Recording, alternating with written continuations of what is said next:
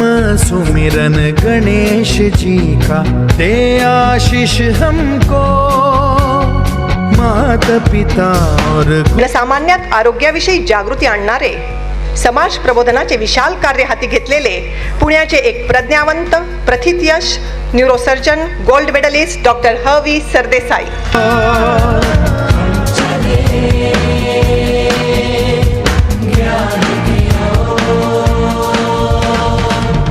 प्रकृती चांगली ठेवायची असेल तर तुम्ही संतुलित आहार घेतला पाहिजे, नियमाने व्यायाम केला पाहिजे आणि मनाची प्रसन्नता ठेवली पाहिजे.